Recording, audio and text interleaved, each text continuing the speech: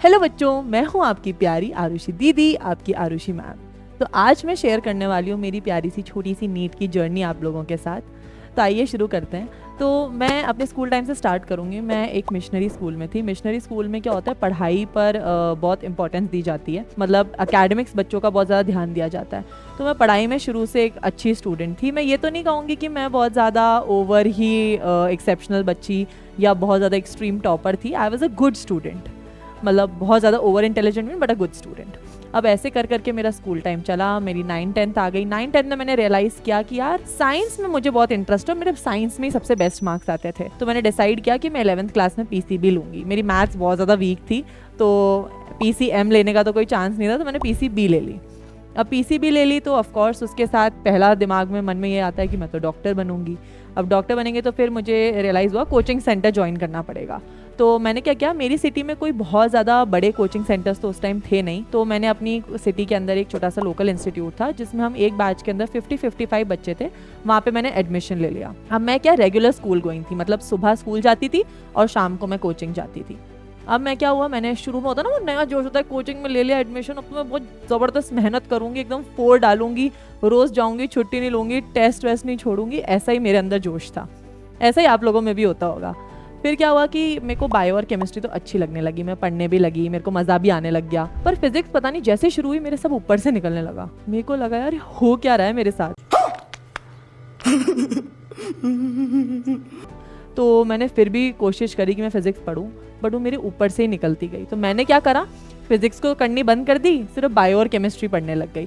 तो बेटा यही मेरी पहली गलती हो गई कि आप लोग कभी ऐसे मत करना कि जो सब्जेक्ट आपका वीक हो उसे छोड़ दो, उस सब्जेक्ट पे उल्टा और मेहनत करो, उसको ज़्यादा टाइम दो और उसको अच्छा बनाओ।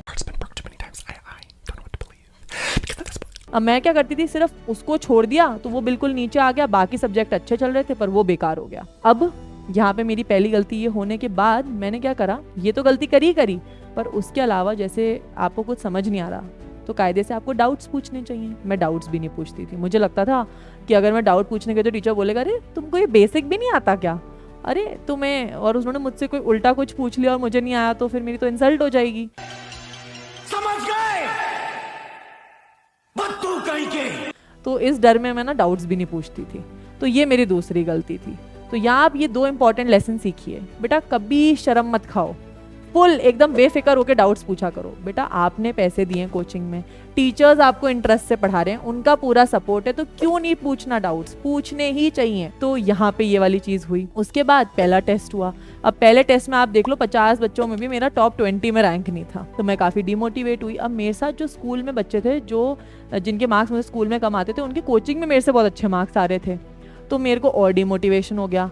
तब मुझे रियलाइज हुआ कि एक सब्जेक्टिव एग्जाम और एक ऑब्जेक्टिव एग्जाम में फर्क होता है। फिर क्या हुआ, मैंने और मेहनत करी। मैंने कहा चलो कोई बात नहीं, पढ़ते रहते हैं अपन। मैं पढ़ती रही। मेरे मार्क्स कभी थोड़े अच्छे आते थे, कभी थोड़े कम आते थे, ऐसे ही ऊपर नीचे चलता रहा। ऐसे डगमगाती हुई मेरी 11th खत्म हो गई। अब फिर शुरू हुई मेरी 12th क्लास। अब 12th क्लास में आती होता ना, नया साल, नया जोश, नई उम्मीद, तो मैंने वापस 12th क्लास उसी जोश से शुरू कर दी।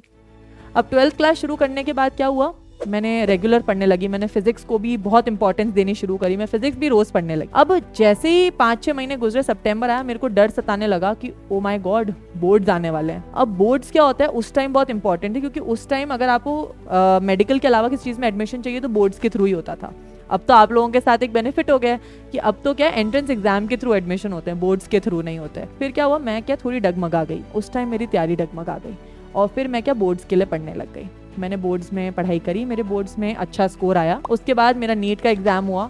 मैंने नीट का एग्जाम दिया। मेरे इतने कोई वाव नंबर नहीं आए कि मुझे मेडिकल गवर्नमेंट सीट मिल जाए, और मेरे कोई बहुत ज़्यादा लो मार्क्स भी नहीं आए, मतलब एक मीडियोकर रेंज ऑफ मार्क्स आए मेरे। फिर क्या हुआ, इतने में मैं इस चीज़ की खुशी या दुख मनाती या कुछ समझती, उस टाइम क्या हुआ, पेपर लीक हो गए और री नीट हो गया उस साल।